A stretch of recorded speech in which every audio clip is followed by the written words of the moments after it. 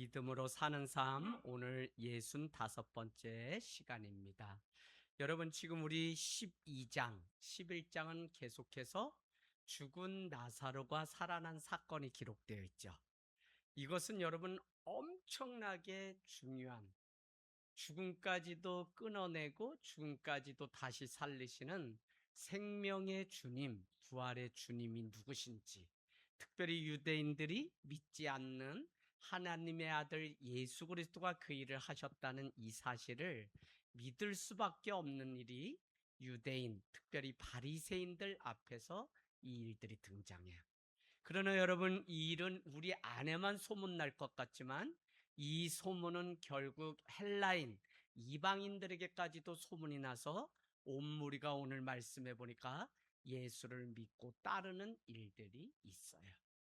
저는 우리 하늘 땅 교회가 그랬으면 좋겠어요. 고린도서는 우리에게 너희는 그리스도의 편지라 향기라라고 말씀했는데, 편지는 누군가에게 늘 읽혀지는 거예요. 다른 말로 얘기하면 하나님의 아들 예수 그리스도가 구원자시다라고 하는 사랑의 그 편지가 누구라고요? 우리입니다.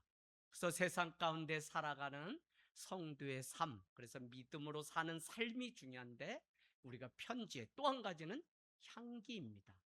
우리가 정말 예수 그리스도에 믿는 그것도 향기가 있어요. 그래서 그 향기가 온 누리 가운데 퍼져가면 그 향기를 보고 어떤 자는 예수 그리스도를 만나는 일들이 있어요.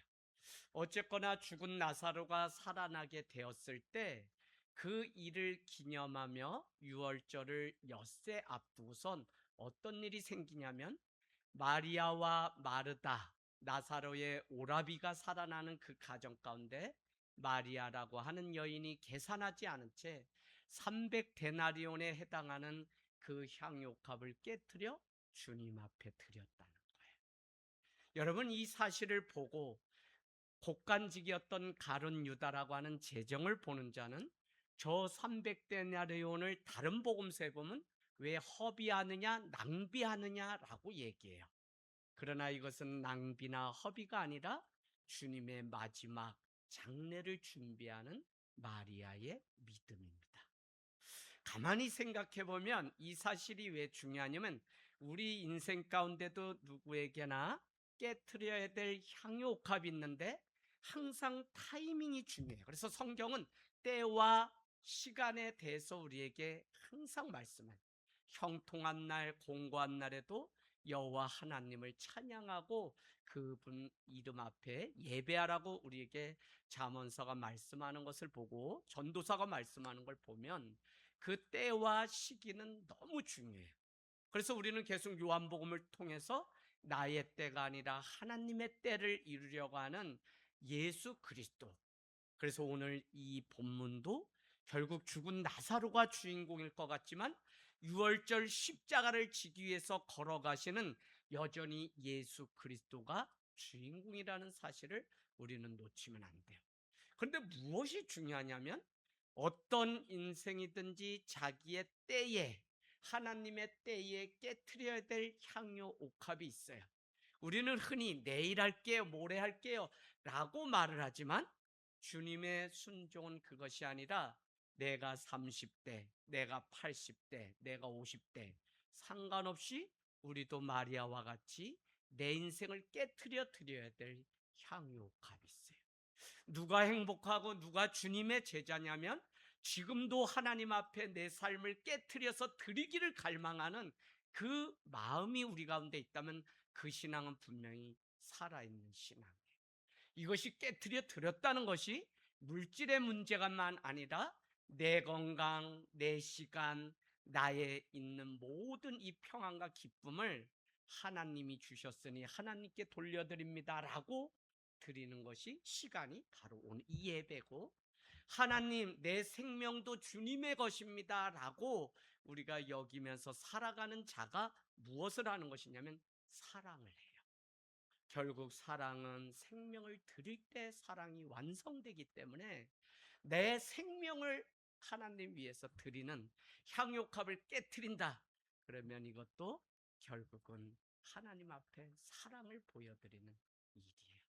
그게 제가 그래요. 제때 이제 뭐 벌써 뭐 이렇게 해서 사회적으로 노예 안에서 뭐 이렇게 돼서 갑자기 그냥 어른 대접을 받게 생겼는데 여전히 청바지 입고 여전히 젊은 후배들하고 막 뛰고 그러니까 아니 이제 노회장님 되셔야 되는데 채통을 지키셔야죠 라는 눈초리로 은퇴하신 목사님들이 저를 바라봐 주세요. 그러나 저는 아니요 목사님 60이면 애지 무슨 그게 나이 먹은 행사를 하나요? 70이면 애지 그게 무슨 나이 먹은 행사를 하나요? 여러분 오늘 제가 여러분께 작은 문자를 하나 드렸는데 이런 내용이었습니다. 양은 목자의 음성을 듣고 따르는 자가 양이다. 여러분 우리가 많은 사람들이 신앙생활을 하면서 얼마나 이율배반적이냐면 교회가 또 목사님이 누군가가 나를 위해서 이렇게 해주기를 늘 바래요. 또 주님이 나를 위해서 무엇을 해주길 바래요. 그러나 여러분 절대적으로 착각하지 마세요.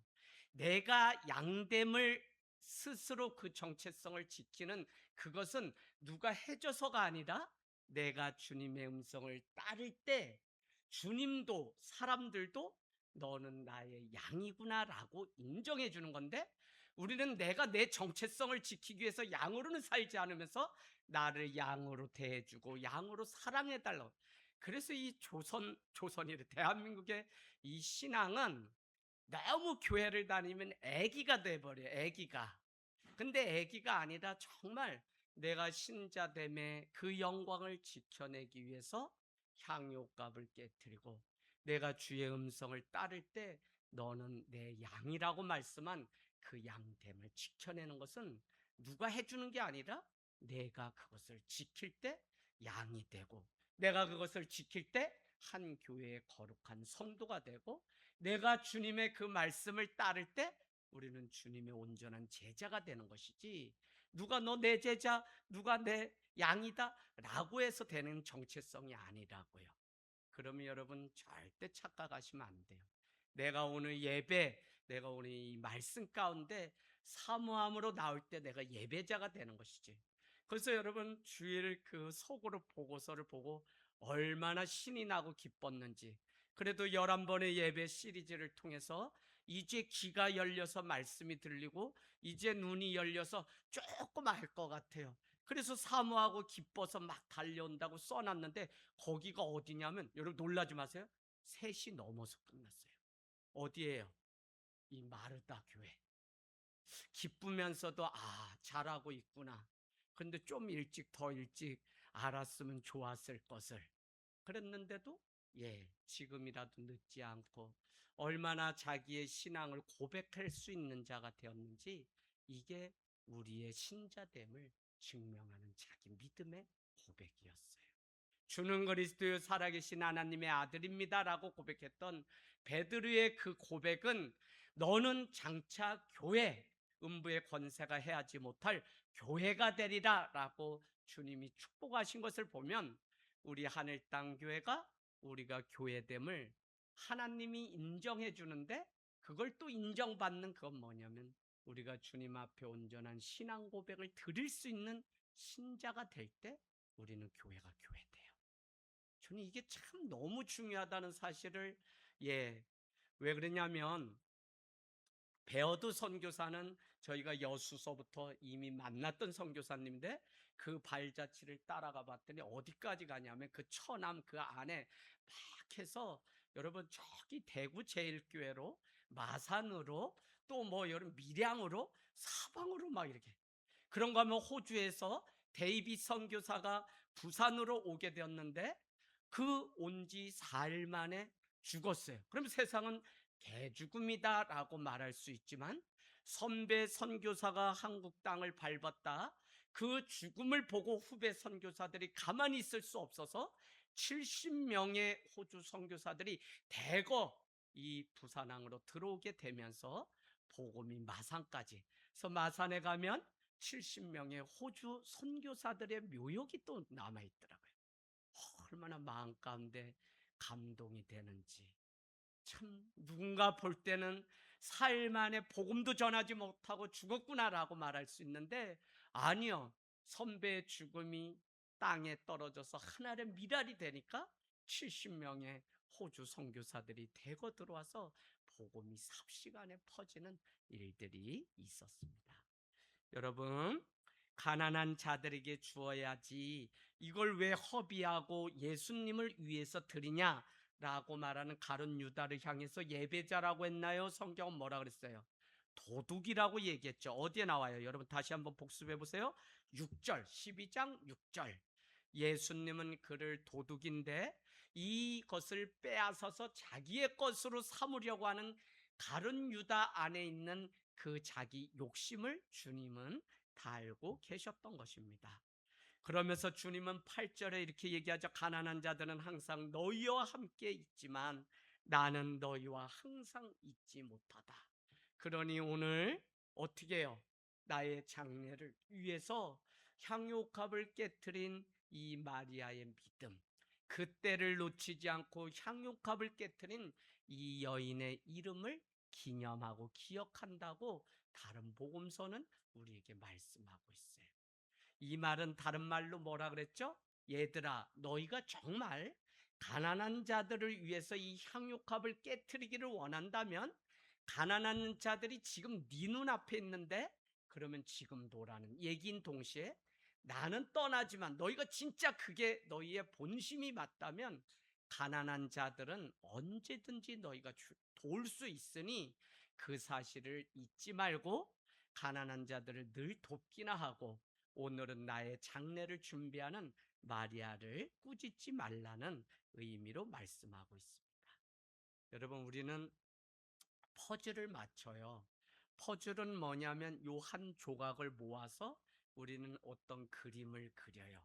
그러면 여러분, 이 한 조각을 통해서 우리는 맞출 때 뭐를 알아야 되냐면 전체 맞추고 나면 아, 이런 그림이구나 라고 하지만 더 정확하게는 이 퍼즐이 전체 완성되었을 때 어떤 그림인 줄을 알아야만 이 퍼즐을 쉽게 우리는 맞출 수가 있어요. 여러분, 성경에 기록된 하나하나의 그 사건은 한 퍼즐인데 이 퍼즐 한 조각을 통해서 하나님이 그리고 있는 큰 그림을 우리는 오늘 볼 수 있어야 돼요. 그 한 사건이 오늘 우리가 어린 나귀 새끼를 타고 입성하시는 예수님의 이 사건이 오늘 요한복음에도 똑같이 기록되어 있습니다. 영원한 하나님의 나라를 비춰주는 작은 조각 하나를 통해서 전체 그림을 볼 수 있어야 된다는 거예요.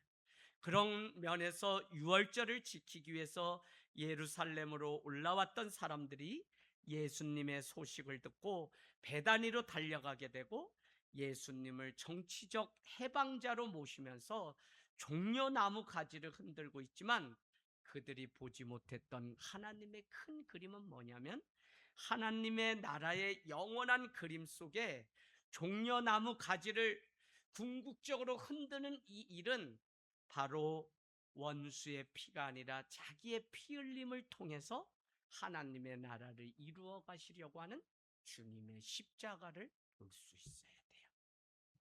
집사님, 이게 왜 중요하냐면 우리가 믿음으로 살고 사실 정보 중요하지만 해석이 중요하다 그래서 믿음의 해석을 제가 계속 말씀드렸는데 여러분, 우리가 내가 겪고 살아가는 수많은 일들이 오늘도 있어요.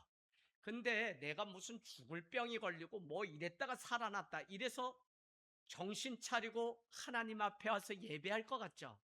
전혀 그렇지 못해요. 깨닫지 못하는 자는 늘 인생을 자기 마음대로 살 뿐이지 그러질 못해요.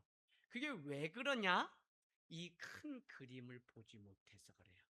그러면 오늘 종려나무 가지를 흔들고 어린 나귀 새끼를 타고 하는 이 모든 일이 구원을 위해서 준비하시는 하나님의 큰 그림인 것을 우리가 알아야 되는데 그걸 모르는 거예요.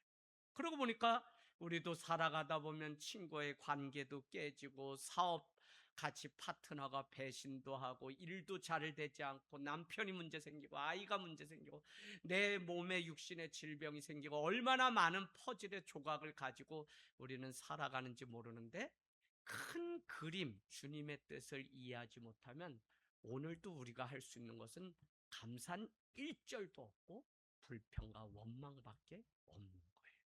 그런데 이 전체를 볼 수 있는 믿음의 눈이 있으면 오늘 내가 수술하고 내가 이 팔이 부러지고 어깨를 수술하고 내가 학교를 여기 가고 하는 모든 일련의 과정들이 이 퍼즐 하나하나를 맞춰서 하나님이 당신의 뜻을 이루어가기 위해서, 마치 요셉이 17세에 하나님 앞에 꿈을 꾸고 채색 옷을 입혀준 아버지로 인해서 형제들에게 원망을 받고 저 사마리아 사람이 지나갈 때 구덩이에 팠다가 아우를 밀어넣고 팔지만, 창세기 54장 55장은 애굽의 총리가 되었던 요셉은 먹을 것을 찾아서 오는 그 형제들과 아버지를 맞이하고는 자기가 썼던 그 가면을 다 벗어버리고 이렇게 얘기합니다.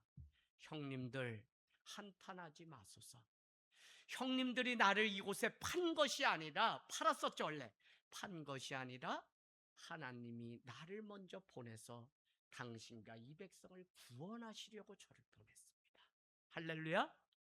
이거를 아는 신앙이 완전한 회복이에요. 그래서 여러분, 우리 교회처럼 참 말 못할 사연을 가지고 있는 사람이 어디 있어요? 저는 참 우리 하늘땅교회는 복 중에 복인 게, 그냥 막 깨방정 떨고 이래 봐야 소용없어. 난 그냥 하나님께 기도만 해. 왜냐? 하나님이 뭐 이렇게 저렇게 해가지고 뭐 다 그냥 또 오게 모여. 그러면 왜 그래요? 그러면 뭐 여기가 깨지고 옆구리가 터지고 뭐 뒤통수가 깨지고 막 이래서 모여. 그러면 이게 인간적으로는 안 좋은 일 같지만 하나님이 나를 부르시고 세워가시려고 하고, 우리 가정을 세우고 우리 자녀를 세우고 우리 남편을 세우고 우리 기업을 세우고 우리 인생을 세워가시려고 하는 하나님의 원대한 그림이 있다는 사실을 알게 돼요. 여러분, 그래서 믿음이 중요해요. 믿음이 너무 중요해요. 믿음이 어느 정도로 중요하냐면 히브리서 11장 8절, 믿음이 없이는 하나님을 절대 기쁘게 할 수 없다고요. 하나님 기쁘게 하는 거는 믿음밖에 없는데, 그 믿음 뭐냐? 하나님이 저와 함께 계신 것과 하나님이 마지막에 우리에게 상 주시는 이심을 믿어야 할지니라. 그럼 오늘 우리가 왜 이렇게 살고 왜 예배하고, 하나님 마지막에 상 주실 것을 믿기 때문에 오늘이 하고, 하나님이 우리가 유학 가고 군대 가고 어디 가도 저와 함께 하실 것을 믿는, 임마누엘의 하나님을 믿는 그 믿음 때문에 하나님을 기쁘게 하는 거지. 이거 없으면 어떻게 돼요? 염려하고 근심해서 하나님이 없는 자같이 살게 되죠. 참 저는 우리 권사님 장로님 계시지만 그래도 그 인생 지금까지 오신 걸음 가만히 보면 참 복이라는 생각이 너무 들어요. 참 전에는 하나님을 알지 못했지만 이제는 하나님을 알아서 하나님을 위해 살아가고 주님을 위해서 이렇게 살다가 죽는 것이 가장 큰 영광이고 복인 것을 아는 이게 얼마나 놀라운 기쁨인지. 산의 집 및 창고에 아무리 많은 재산을 쌓아놓았어도 이것도 좀이 와서 다 먹어버리면 아무 소용없이 이 땅에 쌓을 것은 아무것도 없는 것을 알고 그냥 하늘의 상급을 날마다 쌓는 이 일이 얼마나 아름다운 삶인지 모른다는 것입니다. 여러분, 13절 가보세요. 호산나 찬송하리로다 주의 이름으로 오시는 이 곧 이스라엘의 왕이시여 하더라. 이렇게 오늘 이스라엘의 백성들은 예루살렘의 어린 나귀를 타고 입성하시는 주님을 향해 노래하지만 현실적으로 외치는 호산나 다윗의 이름으로 오시는 이여라고 하는 이 말은 사실 그들의 신앙 고백이 아니라 정치적 구호입니다. 자유를 갈망하는 사람들의 기대가 절정에 달하게 되고 예루살렘을 향해 민족 해방을 위해서 가슴 벅찬 기대감으로 충만해져 있을 때 그들은 예수님을 향하여 호산나 찬송하리로다 주의 이름으로 오시는 이 곧 이스라엘의 왕이시여 라고 노래했다는 것입니다. 우리가 너무나 잘 알듯이 예수님은 그런 분이 아니시죠. 예수님의 행동은 스가랴 9장 9절, 구약에 나오는 스가랴 9장 9절에 그가 어린 나귀 새끼를 타고 예루살렘에 오셔서 우리를 구원할 것을 구약에 예언하셨던 그것이 분명한 것이지, 본질적으로 하나님의 뜻을 따르기 위해서 오늘 어린 나귀 새끼를 타고 입성하시는 주님이시지, 더 정확히 말씀드리면 구약의 예수님이 말씀하신 그 말씀을 그대로 응하고 이루려고 하시는 예수님의 그 순종의 모습이지, 그는 정치 선동가로서 이스라엘을 로마로부터 구원하고자 오신 그런 정치적 메시아가 아니죠. 오히려 죄와 사망의 그늘에 있는 영적인 죽음 가운데 있는 그들을 살리기 위해서 오신 분이시죠. 자, 그래서 우리는 하나님의 뜻은 칼로 원수의 피를 흘려서 독립을 쟁취하려는 민족적 해방, 그것이 아니다. 오히려 어린 나귀 새끼를 탐으로 인해서 하나님의 나라가 그렇게 이루어지는 것이 아님을 보여주고 있어요. 사람들이 상상할 수 없는 겸손의 방식으로 구원을 이뤄 가시는 주님을 보면 교회가 부흥하고 우리의 믿음이 자라고 하는 모든 과정은 늘 주님 앞에 겸손의 방식을 위해 통해서 이루어지는 것이지, 제가 훌륭해서, 제가 능력이 많아서, 우리 교인 중에 부자가 많아서, 우리 교인 중에 이런저런 사람이 많아서 이루는 그런 나라가 아니에요. 그래서 늘 놓치지 말아야 되는 게, 어린 나귀 새끼를 타고 오신 예수님을 통해 전체 그림은 겸손으로 이루어가는 구원이 무엇인지를 우리에게 보여주시고 있는 것입니다. 여러분, 오늘 스가랴 9장 9절 나귀 새끼를 타신다는 것은 누구도 예외 없이 모든 소외된 자들을 포함하여 열방의 하나님이 구원의 그날을 노래하며 우리에게 종려나무 가지를 부를 것을, 우리 흔들 것을 보여주는 상징적인 행동입니다. 오늘 나사로의 부활 사건은 예수님을 따르는 무리가 큰 세력으로 확장되게 돼요. 나사로가 살아났다는 그 사실은 이제 유대인뿐만 아니라 많은 자들, 거기에는 헬라인들까지도 따르는 일이 있는데, 너무 타이밍, 그때가 적절해. 그때는 언제죠? 6월절.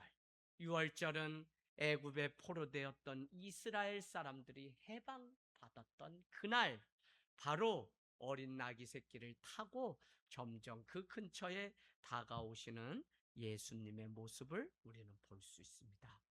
여러분, 예수님을 대적하는 유대 리더십들이 오늘 너무 당황하죠? 그래서 19절 가보실래요? 19절, 바리새인들은 여기 온 세상이 예수님을 따른다고 감탄 내지는 한탄하는 모습들을 볼 수 있어요. 그들은 어떻게든지 나사로가 예수의 이름으로 살아났다는 그 소문이 퍼져가지 말아야 되는데, 너무 많은 사람들은 그 소식을 듣고 예수를 이제 따르게 돼요. 그때 이들은 뭐라고 19절에 얘기를 하냐면, 여러분 그 보세요. 바리새인들이 서로 말하되 볼지어다 너희 하는 일이 다 쓸데없다. 하는 일이 뭐예요? 어떻게 해서든지 예수를 막 믿지 못하게 하려고 하는 이 모든 일들이 다 쓸데없다. 왜? 보라, 온 세상이 이제는 그를 다 따르는 일이 생겼다는 거예요. 그 여러분이 이 복음의 능력이 바로 이와 같아요. 한 사람이 믿었는데 온 세상을 변화시키고 열방을 구원하시러 오신 주님의 모습을 우리는 볼 수 있어요. 그것도 나귀 새끼를 타고. 그래서 오늘 나귀 새끼를 타신 이 한 퍼즐, 그 다음에 여러분 종려나무 가지를 흔드는 이 한 퍼즐, 그 다음에 하나님 앞에 바리새인들의 오늘 이 한탄이 한 퍼즐이 되어서 결론적으로는 복음은, 우리에게 전해지는 복음은 유대인이나 헬라인이나 할 것 없이 예수 그리스도를 믿는 자는 구원을 얻는 이 놀라운 소식을 우리에게 전해주는 거예요. 이제 계약해요. 이제 직장 가요. 근데 여러분 절대 놓치지 마세요. 왜 우리가 서야지 부흥이 되고, 왜 먼저 믿는 자가 와서 바로 서야 내가 전도한 사람이 또 와서 쓸 수 있냐면, 주님은 우리에게 마태복음 28장에 너는 내가 너에게 가르쳐 분부한 모든 것을 가르쳐 지키게 하라는, 제자와는 뭐냐면 내가 먼저 배운 그것을 다른 사람에게 가르쳐 지키게 해서 그 사람이 순종하게 하는 건데, 가장 가슴 아픈 건 뭐냐? 그렇게 열심히 혼자일 땐 신앙생활 하는데 부모 형제 다 나오면 그 자리를 떠나는 게 안 서 있는 자기 자신이에요. 여러분, 어느 교회에서 내가 먼저 이 교회 와서 예수 믿고 막 은혜 가운데 사는 것 같지만 전도를 누구누구를 하지만 결국은 자기가 서지 못해서 아무도 서지 못하는. 그래서 여러분, 우리는 늘 놓치지 말아야 되는 게 그 구원을 위해서 우리를 부르신 그 뜻이 얼마나 하나님의 위대한 일인지를 우리가 알게 되면, 여러분, 어제 신앙이 아니라 오늘의 신앙으로, 어제의 하나님의 그 구원이 오늘의 이 복음을 전하는 파수꾼으로 살 수밖에 없어요. 이게 참 복음이 우리를 위해서 구원하시러 오신 예수님에 대해서 하시는 말씀입니다. 20절 한번 보세요. 20절, 명절에 예배하러 올라온 사람 중에 누구도 있었다고요? 헬라인도. 헬라인은 여러분 예수를 믿지 않는 이방인을 얘기하고, 이들은 어디까지만 올 수 있어요? 이방인의 뜰까지만 그들은 올 수 있지, 그 밖에까지만 올 수 있지, 성전에는 들어갈 수 없고 어린 양의 보혈은 먹을 수도 없는 자들이 이방인. 그 당시의 문화는 이것이 더 팽배해 있어요. 지금 여러분이 놓치지 말아야 되는 게, 구약에서만 유대교가 아니라 예수님 당시에도 여전히 유대인들이 많이 등장하죠. 바리새, 열심당 많이 등장해요. 그 여전히 산재해 있는데, 더 놀라운 것은 예루살렘 성전이 주가 아니라 여러분 어디라고요? 회당, 시나고그가 그들이 모여서 포르기 때 성전이 없기 때문에 그들이 모여서 말씀을 연구하던 그 회당이라고 하는 곳이 로마 시내에만 10,000개가 넘었어요. 10사람이 모이면 한 개의 회당이 되는 그런 구조 속에 유대인 아니면 세상은 누구밖에 없다고 이 성경은 그렇게 이분법적으로 나누냐면, 구원받을 유대인이 아니면 다 이방인, 헬라인으로 취급하는 거예요. 그리고 자기를 정복하는 로마 사람들이 있고. 그런데 여러분, 오늘 드디어 나사로의 그 살아난 소식이 왜 부활이고 생명이냐면, 오늘 이방인이었던 헬라인들도 오늘 20절의 명절, 6월절에 예배하러 올라온 사람 중에 구원받지 못하는 헬라인들도 그곳에 있었다는 거예요. 집사님, 오늘 이 말씀이 정말 이사야 말씀에 너희가 땅 끝에 있을 때, 땅 모퉁이에 있을 때, 이거 뭐예요? 전혀 하나님의 구원과 상관없는 우리 존재였는데, 하나님이 땅 끝에 있을 때, 땅 모퉁이에 있을 때 우리를 부르시고 찾아와서 자녀 삼아 주셨다고 하는 이사야서의 이 말씀을 기억하면, 저는 그래요. 늘 나 같은 게 저 첩첩산골에서 치악산 상원서 다니던 사람인데 어떻게 해서 오늘 목사가 되고, 여러분께 말씀드리지만 족보에 하늘땅교회 목사로 아주 이제 낙인이 찍혀서, 이거 그저 여러분, 이 흔적이 뭐예요? 스티그마, 흔적 뭐예요? 이거 우리 집 종이야 라고 이 시대에, 신약 시대, 로마 시대 뭘 했냐면, 이 말발국과 같은 이거를 탁 뜨거운 불에 지져가지고 이 화인을 딱 찍죠. 이게 스티그마, 흔적이에요. 그리고 우린 누구예요? 너는 예수 그리스도의 종, 예수 그리스도의 사람이야 라고 우리를 탁 낙인을 찍어놓은 이, 그러니 여러분, 이걸 놓치고 살면 안 되고요. 이게 내가 누구냐면 하늘 땅교회 목사라고 아버님 통해 족배 딱 찍어놨다는 건 이제 빼도 박도 못하는 일이지 사람의 일이 아니에요. 그래서 내 인생 여기서 이제는 마쳐야 되겠다. 아들들이, 아버지 왜 이왕이면, 아니 경기도 성남시를 본적으로 해놔야지 아버지가 태어난 강원도 횡성군으로 해놨나요? 아이들이 지금도 원망이 좀 있어요. 강원도 사람은 싫은가 보지, 엄마랑 같이 성남 사람. 근데 안 돼. 그냥 아버지가 너희는 횡성 사람이다, 그 낙인 찍어놨으면 이제는 그냥 횡성 사람으로 살아가야 돼요. 여러분, 오늘 이 아무것도 구원의 대열에 낄 수 없는 유일한 사람들이, 버림받은 사람들이 누구라고요? 그들이 헬라인 이방인입니다. 예수님의 사역은 처음부터 끝까지 다른 거 아니다. 도저히 이 성전에 들어올 수 없었던 두 가지 직업이 뭐였냐면 창녀와 세리예요.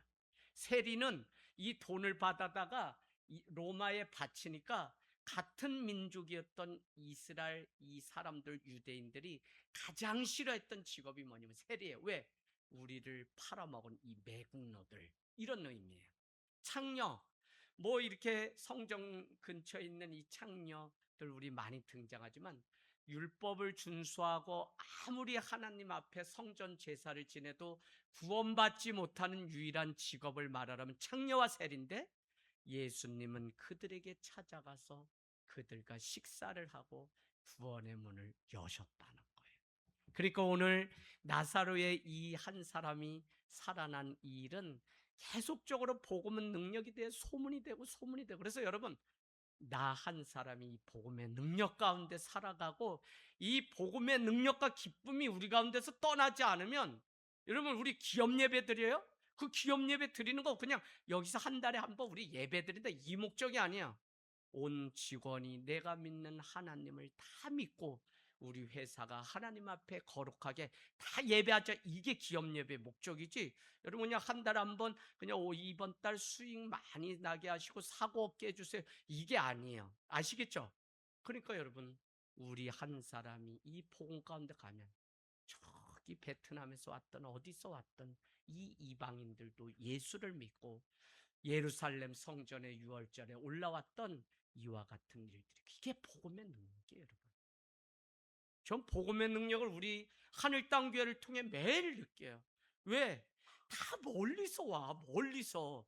가까이 코 앞에 있는 사람은 하나도 안 나고, 진짜 이거 만나서 뭐라는 것도 아니야. 따져봐. 어디 화성시, 용인시 다 가장 가까이 사는 사람 김길순 권사님, 할렐루야.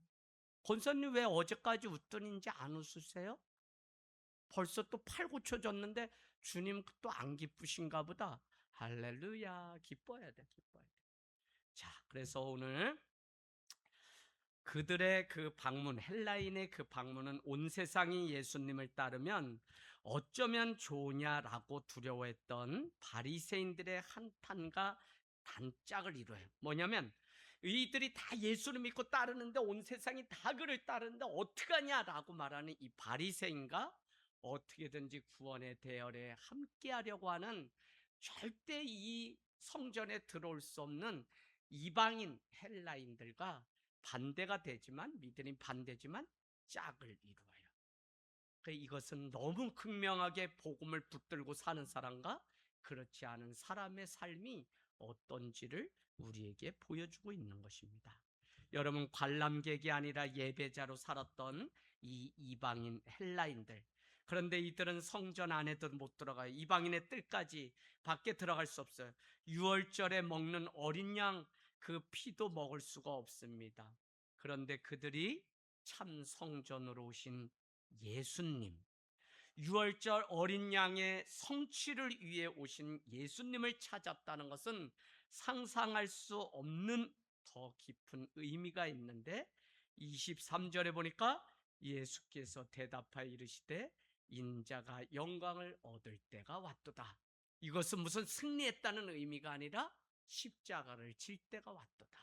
세상은 십자가가 실패고 눈물이지만 믿는 우리는 드디어 예수가 지신 그 십자가가 구원을 이루게 하는 영광이기 때문에 인자의 영광이라고 그렇게 말씀하고 있는 것입니다. 여러분, 영광을 얻을 때라고 하는 이 일을 보면 우리는 헬라인들이 찾아온 사건 속에 열방을 불러 모아서 어린 양을 노래하게 하실 하나님의 큰 구원의 그 큰 그림을 우리는 볼 수 있어야 돼요. 그래서 성경을 볼 때 여러분, 그 단편 그것만 보지 말고, 결국은 성경은 우리에게 신구약, 구속사적 관점으로 신구약은 계속 얘기하는데, 구약은 예수 그리스도의 오심에 대한 예언이라면 신약은 예수 그리스도의 오심, 성취에 대한 거예요. 그래서 예언과 성취가 신구약에 같이 일어나는데, 결국 이것은 뭐냐면 죄인을 향하신 하나님의 구원이 어떻게 구속사가 이루어지는지를 우리에게 보여주는 게 성경이라. 그러면 유대인이나 헬라인이나 줄라, 여러분 생각나죠? 그들은 열심은 있으나 하나님을 아는 올바른 지식이 없었다. 로마서 10장 2절. 여러분, 지식이 올바르지 않아서 그러지 주님의 구원에는 차별이 없으시고 누구든지 그 이름을 부르면 구원하는 역사가 있어요. 우리가 살아가면서 가장 어려울 때 여러분, 믿는 자든지 아니든지 우리 인간, 어떤 이 인간학을 연구해 보면 뭐죠? 여러분, 이름을 불러요. 이해되시나요? 아버지, 엄마, 남편의 이름을, 자식의 이름을, 부모의 이름을 부르며 이렇게 살려달라고 간청하는 존재가 우리 인간이에요. 그래서 신구약에 흐르는 게 결국은 구원자로 오시는 예수 그리스도의 그 이름을 부르는 일들로 이 일이 완성된다는 거예요. 여러분, 이제 말씀을 마칠 건데요. 오늘 예수 그리스도가 죽음을 향해서 가는 이 사건을 통해 하나님의 반짝이는 큰 비전을 우리가 봐야 돼요. 오늘 내가 겪고 있는 수많은 일들을 통해 하나님의 구원의 그 비전을 우리는 지금 볼 수 있는 눈이 있어야 돼요. 그럴 때 우리는 오늘 이 고난이 인내를 만들고 이 인내가 온전하게 하시려고 성령께서 우리 가운데 소망을 부으시고 일하게 하시고 어떤 꿈들을 꾸게 하세요. 그게 뭐냐면 기도예요. 그래서 여러분, 일 공부 그냥 하지 마시고 하나님의 큰 그림을 봐야지 우리는 오늘이라는 이 퍼즐을 어디에 맞춰야지 이 하나님이 그려놓으신 큰 퍼즐의 그림을 제대로 맞출 수 있는지를 알 수 있어요. 근데 사람들은 그냥 전전긍긍해서 오늘 이 퍼즐 여기다 놨다 이거 아닌가 봐 하고 이쪽으로 옮기고 이래봐야 우리 인생 복잡만 해요. 그런데 주님이 내 인생, 우리 가정을 향한, 우리 기업을 향한 하나님의 그 퍼즐, 꿈을 놓치지 않을 때 오늘 이 퍼즐을 어디에 맞출 때 이 그림이 완성돼서 우리도 하나님이 앞에 간증자로 살 수 있는지를 보게 돼요. 여러분, 내 인생을 향하신 하나님의 계획을 안다면 오늘 부분에 반응하지 말고 전체에 반응해야 돼. 왜? 결국 하나님의 전체는 믿는 자가 승리하고 믿는 자가 구원을 얻는 역사로 바꾸는 역사예요. 세상의 역사는 옆구리 찢어지고 뭐 보이고 안 보이고 병들고 막 이런 거지만 하나님은 그렇지가 않아요. 그래서 우리 인생을 뭐라 그래요? 재방송이라 그래요. 왜? 주님이 이미 십자가를 통해 구원하시고 승리해 놓으신 이거를 우리는 알아요. 그런데 살아가는 현실은 돈도 떨어지고 병도 들고 막 아프고 우여곡절 속의 고난을 통해서 연단을 통해서 우리는 계속 이 구원을 향해서 가요.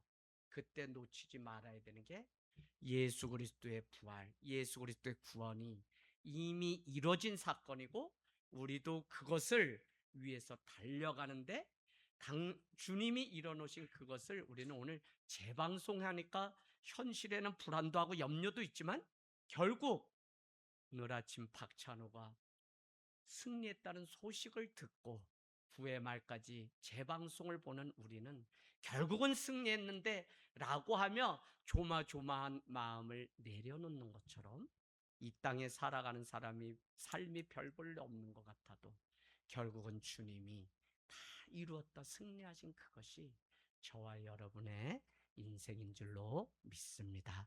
하나님의 구원의 큰 그림을 보는 일이 있기를 원합니다. 아멘.